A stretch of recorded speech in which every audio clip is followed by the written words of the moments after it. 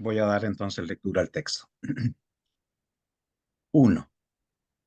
En el libro Ensayismo, una valiosa colección de breves ensayos sobre diversas facetas del ensayo, Brian Dijon escribe lo siguiente, comillas, el ensayo no es un ejemplo provisional de algo que de otra forma podría elevarse a la sólida categoría de verdad, cierre de comillas. En el ensayo sobre el ensayo de Theodor B. Adorno, en cambio, leemos que el género ensayístico se distingue del arte, comillas, por su medio, los conceptos, y por su aspiración a la verdad, cierre de comillas. El primer autor apunta a una desaveniencia entre las ideas de verdad y ensayo. El segundo, a una estrecha relación entre ambas.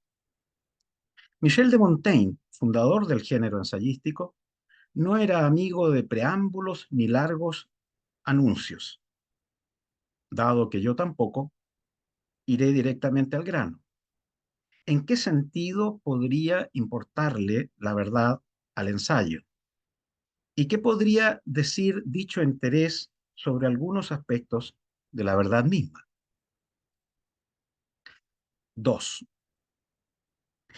Dijon habla de una sólida categoría de verdad, y acaso conviene detenernos en esa metáfora, la de la solidez, para aproximarnos a la idea de que al ensayo le interesa la verdad.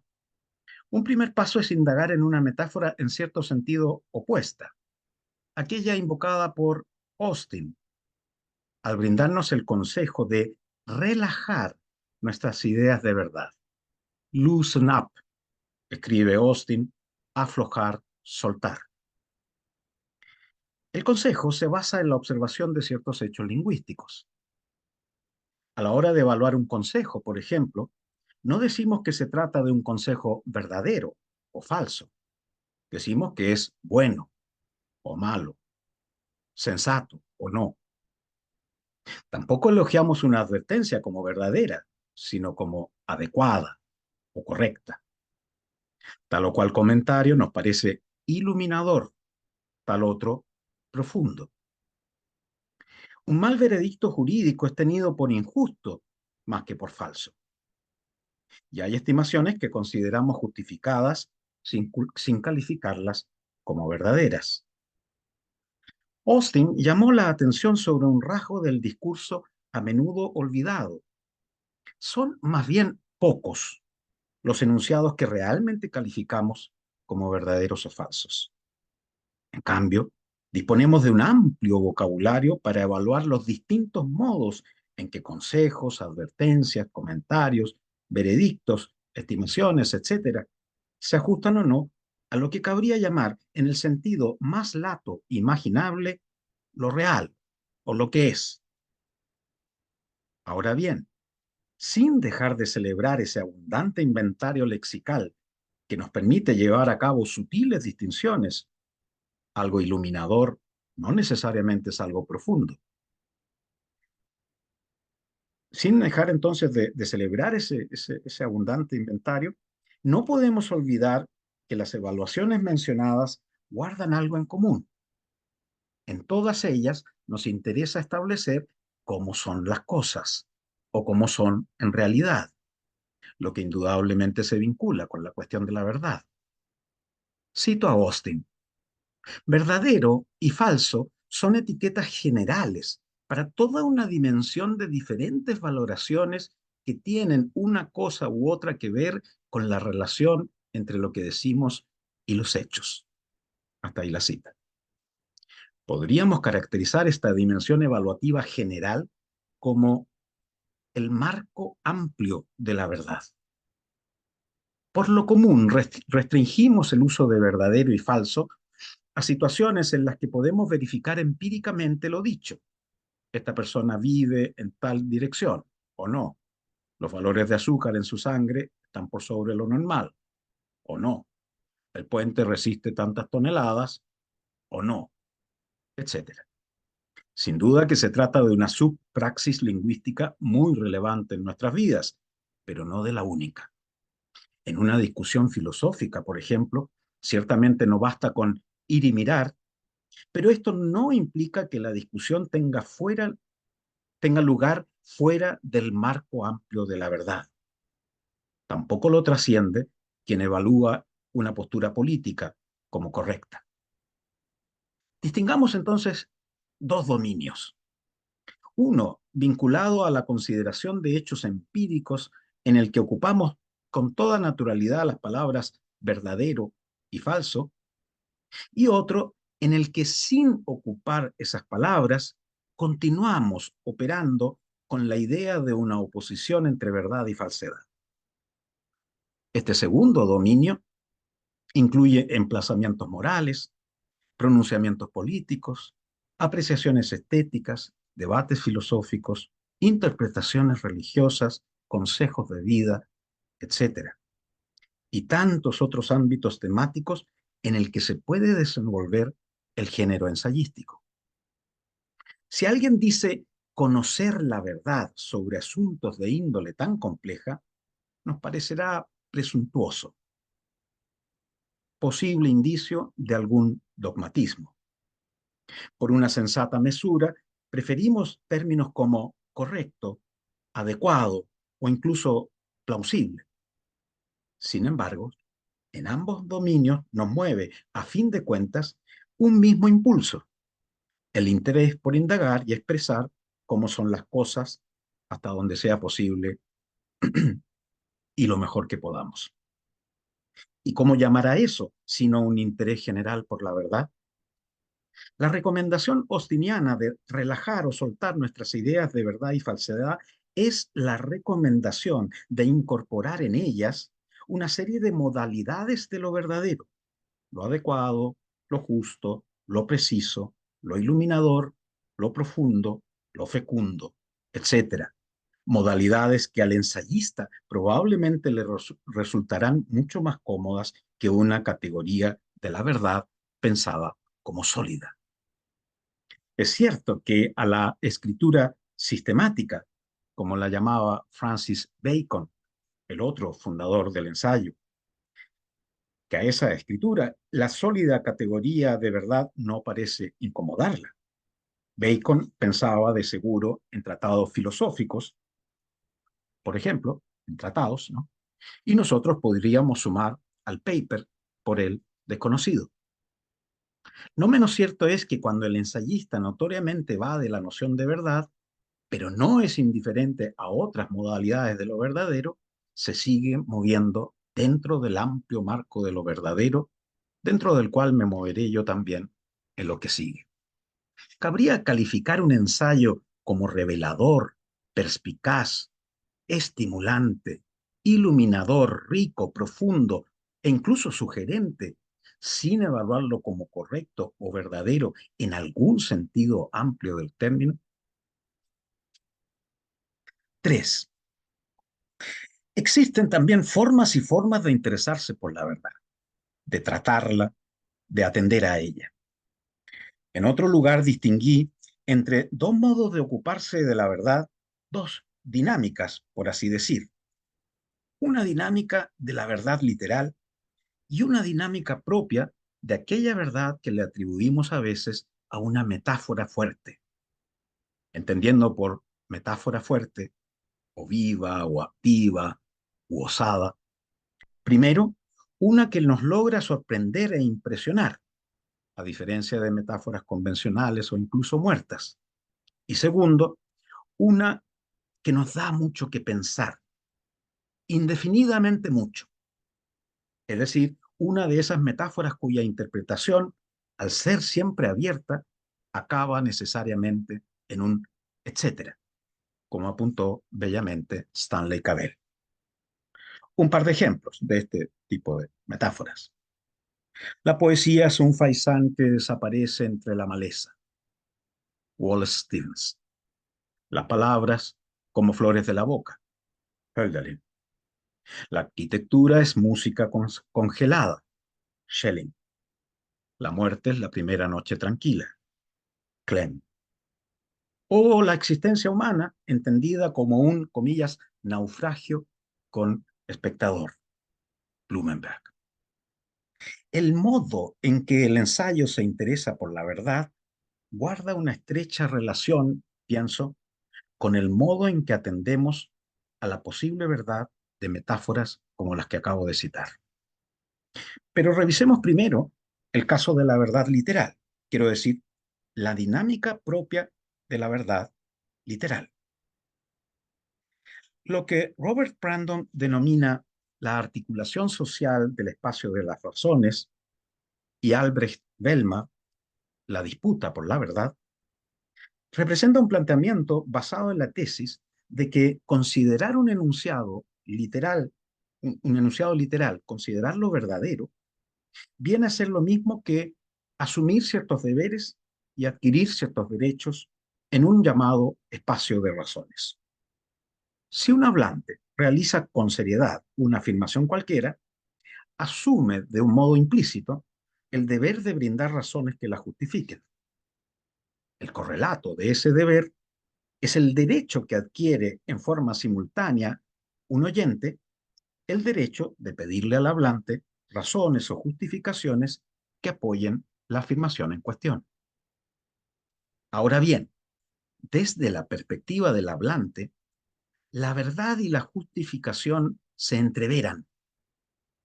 Poco sentido tendría que éste dijera, el hablante, mi afirmación está justificada y además es verdadera. En otras palabras, en la perspectiva de la primera persona, la verdad resulta irrelevante porque la justificación ya contiene la necesaria fuerza epistémica. Este es un punto que enfatiza sobre todo Rorty.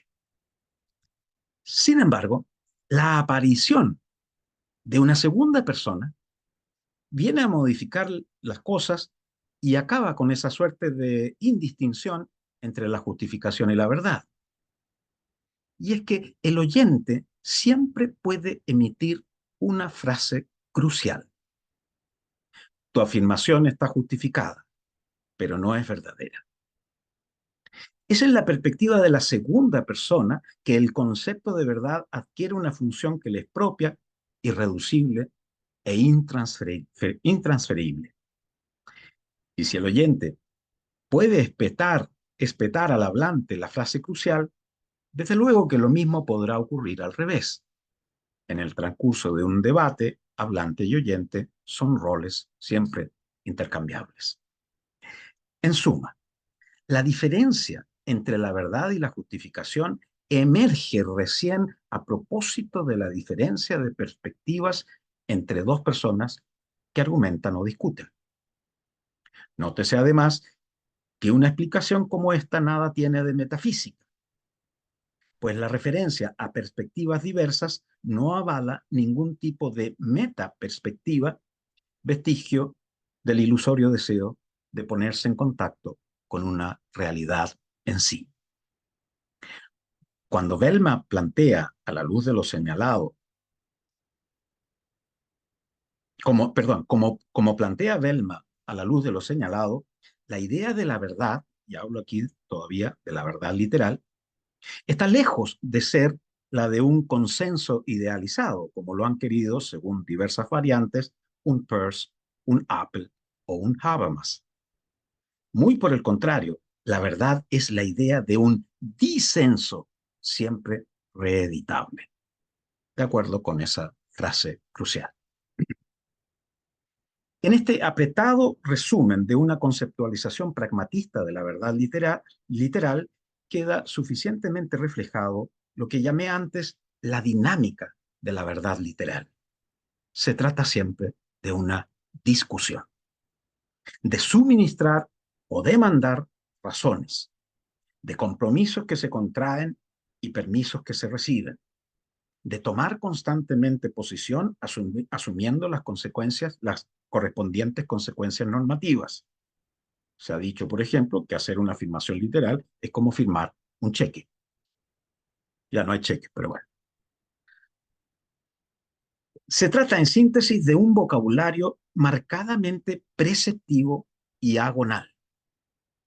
En su dinámica, la verdad literal, terreno de una disputa interminable, encierra incluso el peligro de terminar por generar el odioso vicio de siempre querer vencer y convencer al otro, algo que en filosofía se traduce, a veces de un modo muy palpable, en una exasperante forma de practicarla, en una filosofía coercitiva. Coercive philosophy, la expresión es de Nozick, y está pensando, por supuesto, sobre todo en ciertas manifestaciones de la filosofía analítica. 4. Bien distinta es la dinámica de la verdad metafórica. Si tuviera que caracterizarla de un modo rápido, hablaría de una invitación por parte del hablante y de una exploración del oyente.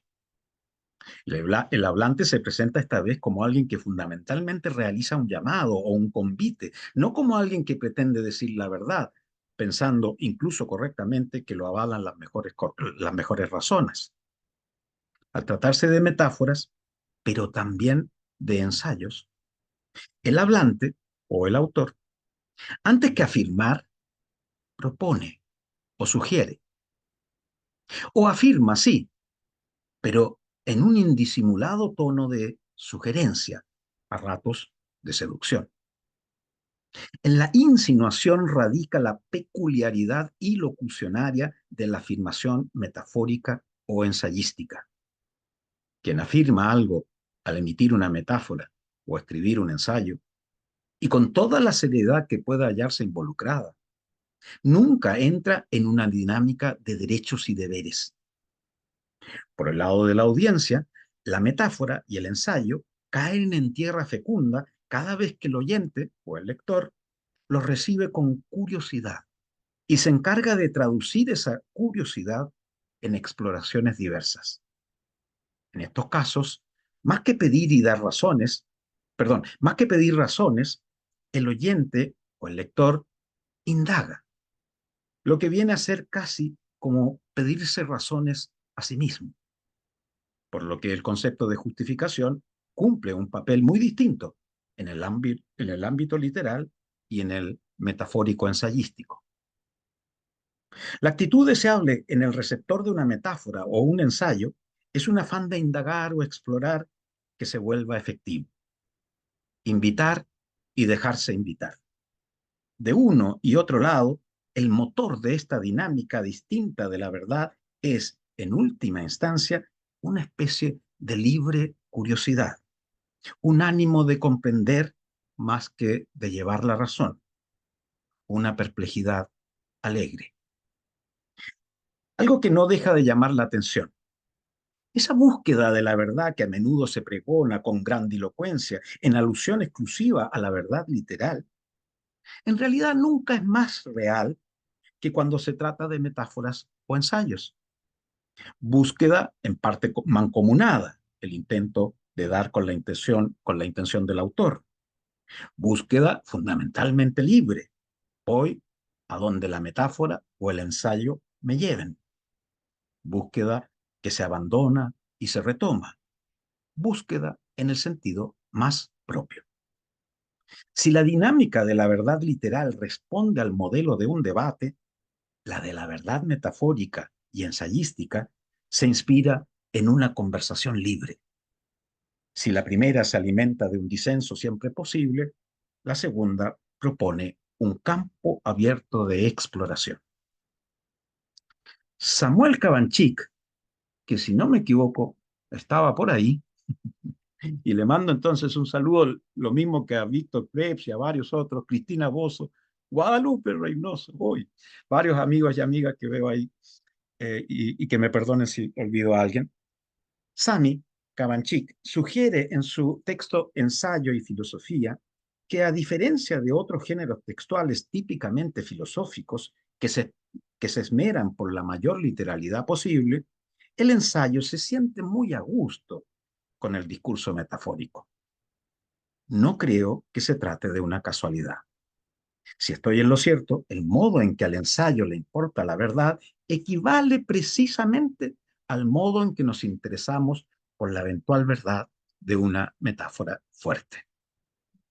La dinámica de la verdad metafórica, con sus notas de invitación, exploración, sugerencia, seducción, curiosidad y hasta cierta alegría, es la dinámica de la verdad del ensayo.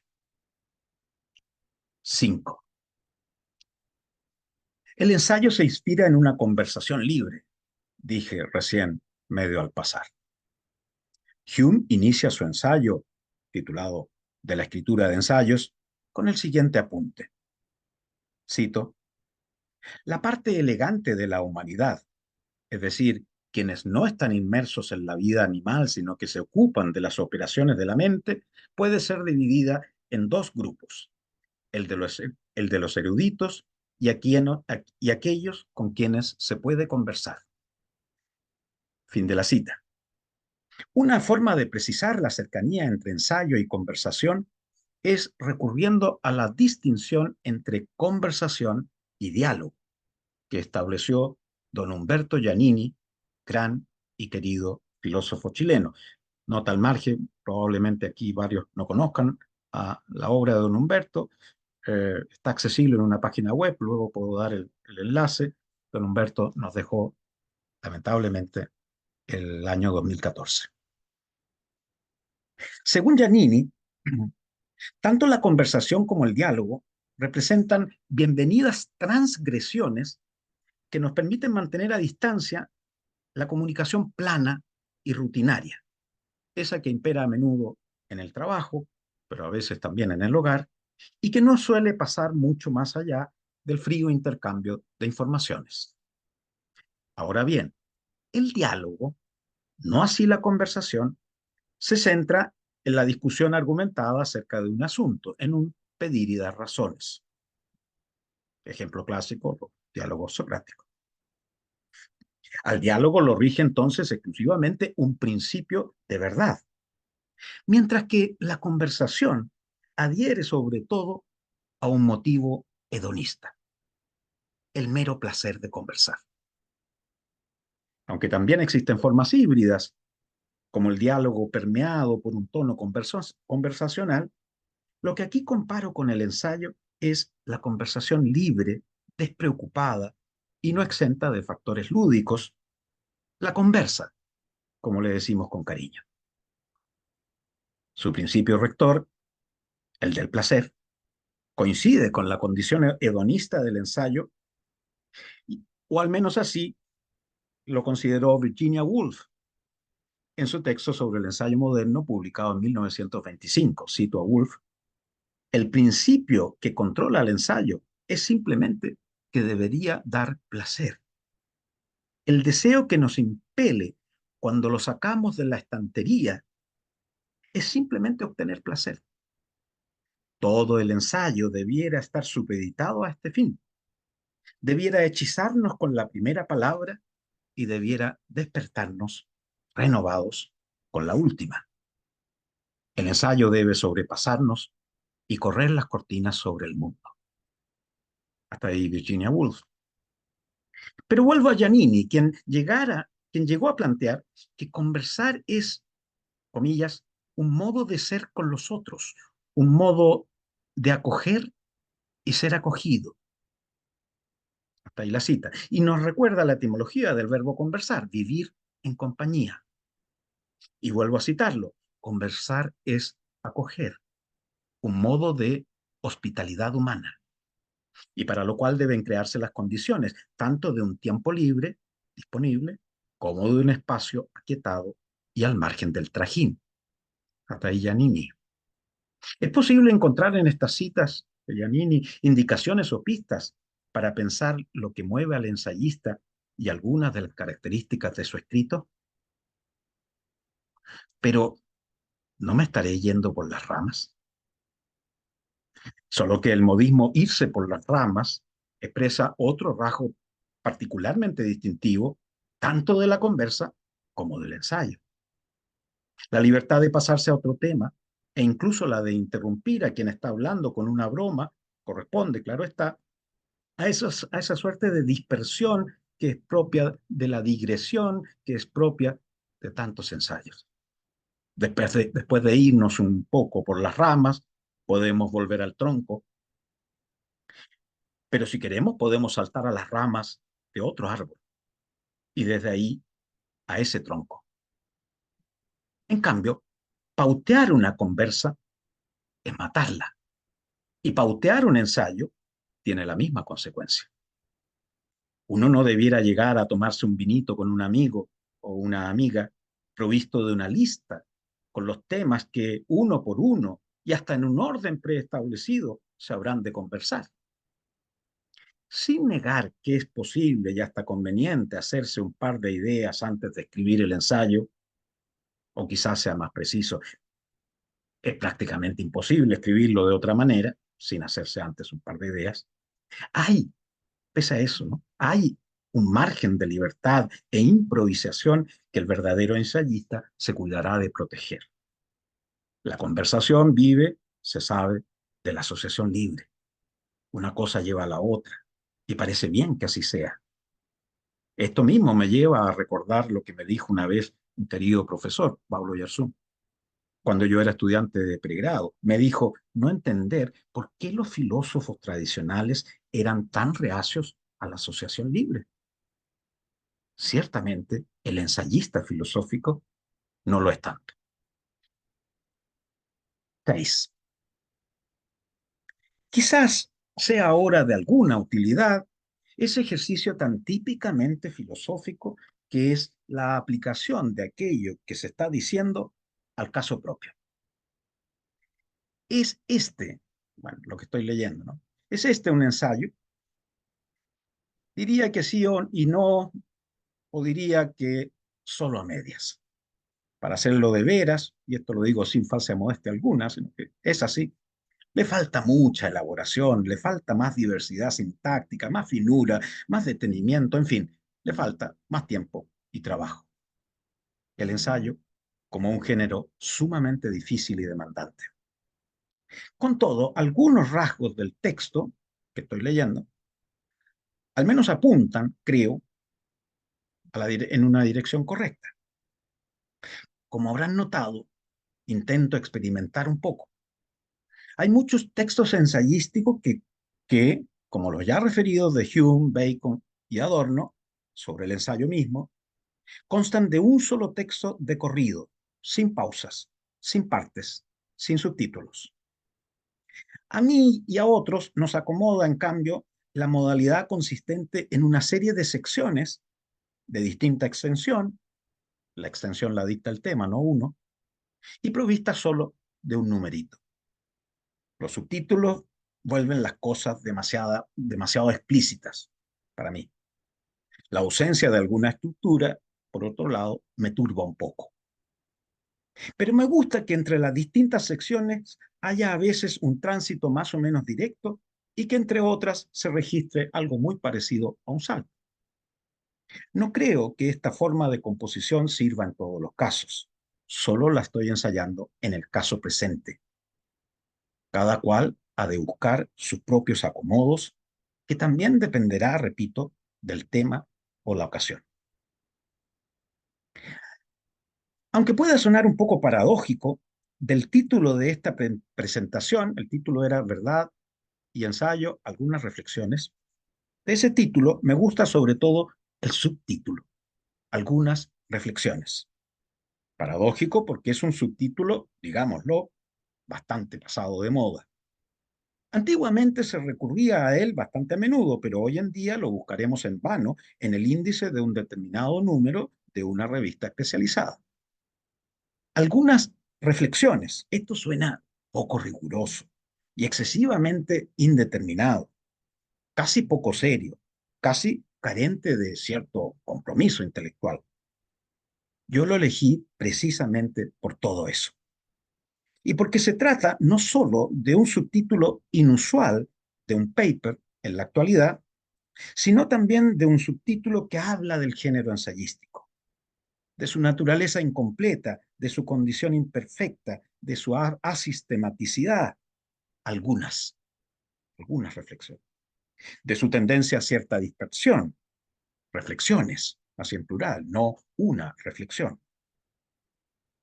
En fin, cabe preguntarse, ¿en qué sentido algunas de estas características tan típicas del ensayo como su ánimo exploratorio y su carácter inacabado, podrían entrar en conflicto con su genuino interés por lo verdadero en un sentido amplio? 7. Pero si este solo es un ensayo a medias, tampoco se parece a un paper. Mi interés por el ensayo filosófico tiene mucho que ver con mi respetuoso desinterés por esta forma específica de escritura que hoy campea en la filosofía académica. Lo del respeto, respetuoso, dije, desinterés, lo del respeto se explica rápidamente. Pienso que existen buenos motivos para no dejar de escribir papers. Y abuelo de pájaro menciono la precisión conceptual, el rigor argumentativo, el trabajo con fuentes históricas y las discusiones entre especialistas, entre los aspectos del artículo científico que la filosofía universitaria actual valora, pienso, con razón. Al mismo tiempo, sin embargo, tanto cuando se lee u ojea papers de raigambre analítica, como cuando leemos u hojeamos textos de corte continental, muchos de los cuales también son papers, es difícil no tomar nota de un cierto empobrecimiento de la prosa filosófica relacionado con su estandarización académica. El desinterés por esta forma específica de escritura filosófica, o sea, mi desinterés, tiene que ver entonces con un interés por la diversidad de estilos, tonos y registros en que la filosofía se ha vertido a lo largo de su historia, entre ellos el ensayo filosófico. Creo que uno de los mayores desafíos actuales de la filosofía se refiere a la forma en que actualmente escribimos. Y cuando digo la forma, así en singular, ya prácticamente he nombrado el desafío. Se escribe de una sola forma, predominantemente y lamentablemente. Hoy resulta crucial, me parece, que se escriban menos textos con arreglo a las directrices del paper y más textos de características distintas, como el ensayo. Lo cual, dicho sea de paso, es además perfectamente compatible con la conveniencia de que se escriba menos en general. Eso podemos abordarlo también después de la pregunta, si cabe. 8. Hablé antes del gusto del ensayo por las metáforas. Una metáfora que nos permite dar otro paso, quizás sea esta. El ensayo es un paseo. Pienso en un paseo más o menos cotidiano, a menudo solitario, preferentemente por el barrio en que vivimos y a la hora en que más nos acomoda. ¿Hacia dónde ir? ¿Por dónde tomar? Por donde sea. El caminar del que aquí se trata es esencialmente un deambular libre, un vagabundear. Callejear por ahí sin rumbo, callejear por callejear. Y es que las calles no se experimentan como pasillos que conectan con eficacia mi casa con la farmacia, la tienda de mascotas u otra meta más o menos predefinida. Las calles se experimentan como un territorio abierto, y abierto es aquel territorio que nos permite acceder a diversos lugares y puede depararnos alguna sorpresa. Aunque sabemos de sobra que en algún momento regresaremos al punto de partida, caminamos sin destino, no para llegar a lugar alguno, sino solo por caminar. No vamos desde un punto hacia otro, simplemente vamos. Si cabe ver en la salida cotidiana, en el paseo cotidiano, algo así como un método, etimológicamente hablando, un camino a seguir, se trata del método más paradójico, puesto que implica justamente la ausencia de una ruta fijada de antemano. Lo mismo vale para el ensayo. Cabe considerarlo, tal como al paseo cotidiano, como un método para filosofar, pero solo si se lo entiende como un antimétodo. 9. Mucho de aquello que se busca en la filosofía, tal como en la literatura, no se mueve tanto en el nivel de opiniones específicas que puedan ser modificadas y atañe más bien a, y cito ahora, cambios en las asociaciones y comparaciones que uno hace, diferencias en la apreciación vívida o sentida de algo que ya se conoce, o cambios en los hábitos de atención y el sentido de lo que importa y lo que es irrelevante. Cierre de comillas. Me sirvo de esta cita de Richard Moran para poner de relieve otro rasgo del ensayo. Este tipo de textos no solo dicen esto o lo otro, también son capaces de mostrar algunas cosas, como por ejemplo el sentido de lo que nos importa. Para aproximarnos un poco al arte de mostrar algo a través de la palabra escrita, fijémonos en las herramientas que le son funcionales. Una de las más básicas, a la vez que sutiles, es un cierto tipo de ejemplos. El ensayo se mueve muy cómodamente entre metáforas y también entre ejemplos. En filosofía, el ejemplo cumple al menos 4 funciones, o es de utilidad para 4 de los oficios de la filosofía. No solo la función de ilustrar, a la que habitualmente se lo reduce, sino también las de explicar, argumentar y justamente mostrar. De este último uso, por así decir, ostensivo del ejemplo, se habla más bien poco, pero es casi imposible pasarlo por alto leyendo los textos tardíos de Wittgenstein. Recordemos, por ejemplo, las primeras páginas de las investigaciones filosóficas.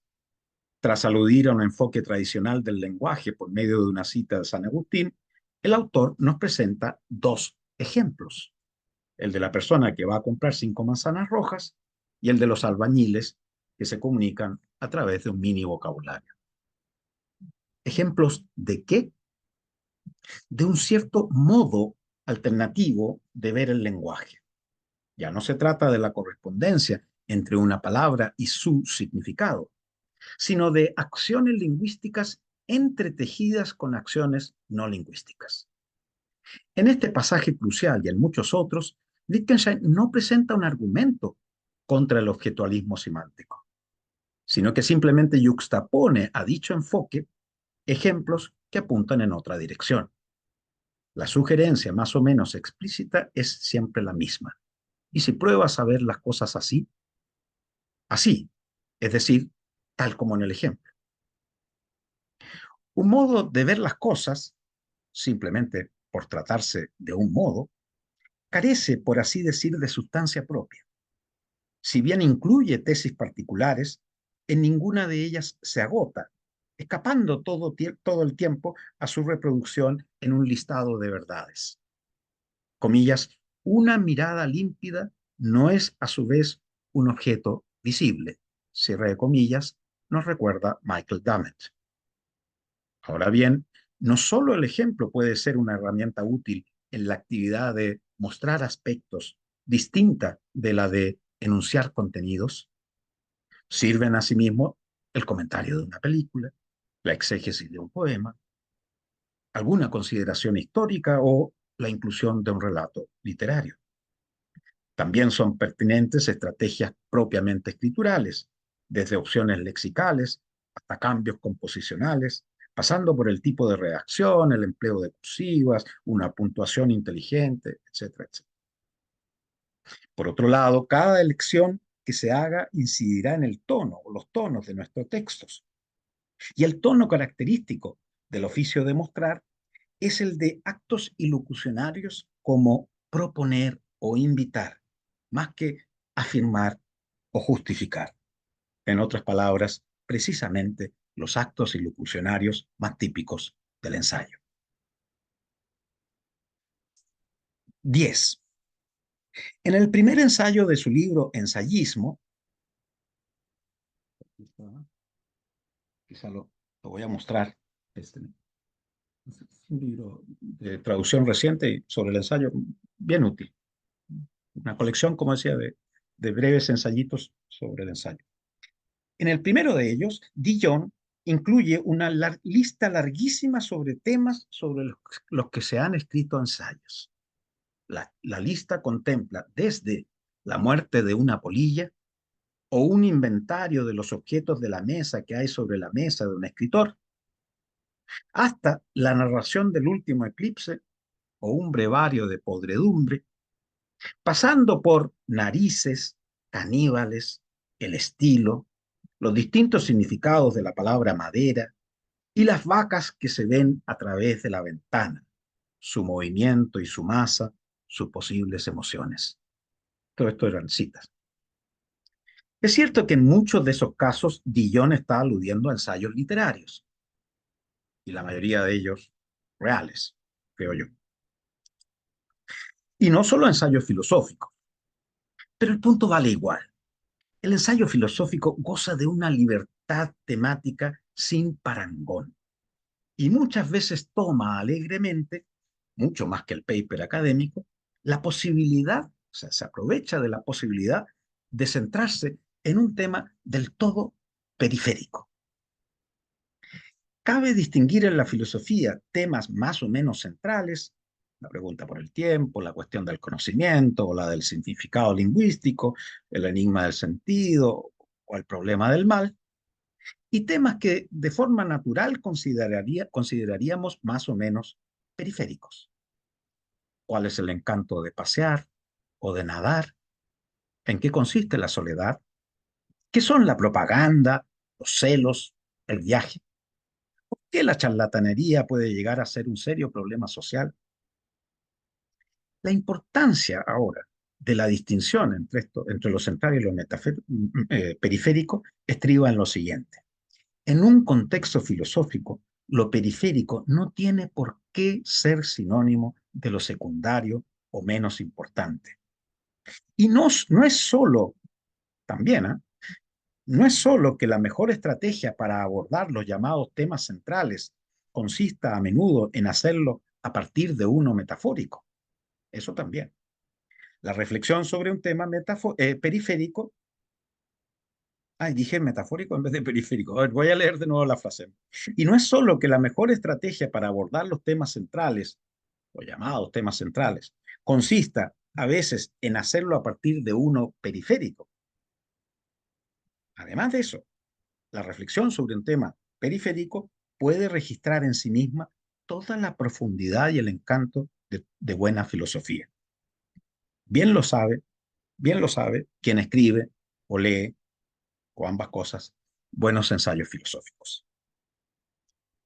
11, que es la sección penúltima. Según Iris Murdoch, comillas, hacer filosofía es explorar el temperamento de uno mismo y no obstante tratar al mismo tiempo de encontrar la verdad. Según Merleau-Ponty, comillas, el filósofo se reconoce en que tiene inseparablemente el gusto de la evidencia y el sentido de la ambigüedad. Según Hilary Putnam, comillas, la contraposición entre la filosofía interesada por el cómo vivir y la que se ocupa de cuestiones técnicas duras es una falsa contraposición. Cierre de comillas. Según Jean-François Lyotard, comillas, filosofar no es desear la sabiduría, es desear el deseo. Si estas cuatro caracterizaciones de la filosofía encierran algo de cierto, como estoy convencido que es el caso, cabe al menos sospechar que una diversidad escritural mayor de la que hoy se observa resultaría muy deseable. Y ejemplos de buenos ensayos filosóficos los hay, ciertamente. Si hablamos de los variados mecanismos que se encuentran a disposición de la escritura filosófica, un ensayo que merece ser destacado es On Bullshit, sobre la manipulación de la verdad, de Harry Frankfurt, el filósofo norteamericano, fallecido hace un par de años. Se vale de recursos tan diversos como el análisis de poemas, la interpretación de una anécdota en la vida de Wittgenstein, la descripción de una práctica social, las Bull Sessions, la revisión de algunas entradas de diccionario, los comentarios sobre un personaje de novela y también, aunque solo como un factor entre otros, la propuesta de una definición aproximada de charlatanería. Y todo esto en un librito que se publicó originalmente como un artículo de revista que cupo en 19 páginas. Otro caso muy logrado es, en mi opinión, La verdad de la mentira, el texto de una conferencia que Jean-Luc Nancy brindó ante un público infantil y adolescente. Llaman ahora la atención, entre otros aspectos, los variados usos de la pregunta, la remisión a la etimología, los recuerdos que hace el autor de su infancia y que se revelan como especialmente apropiados, dada la composición etaria del público, algunas referencias muy actuales al smartphone, por ejemplo, o a los refugiados que llegan a Francia, en fin. Textos como los de Frankfurt y Nancy son muestras ejemplares de un pluralismo escritural que, según pienso, le hace mucha falta a nuestra filosofía académica para que ésta no desfallezca frente a una triste escritura disciplinar. 12. ¿Puede un ensayo tener un final abrupto? Un poco ya está dicho. La libertad ensayística que abarca tanto la forma como el contenido prácticamente no conoce límites. Por eso, entre otros motivos, este ensayo a medias se permite tener un final abrupto. Muchas gracias.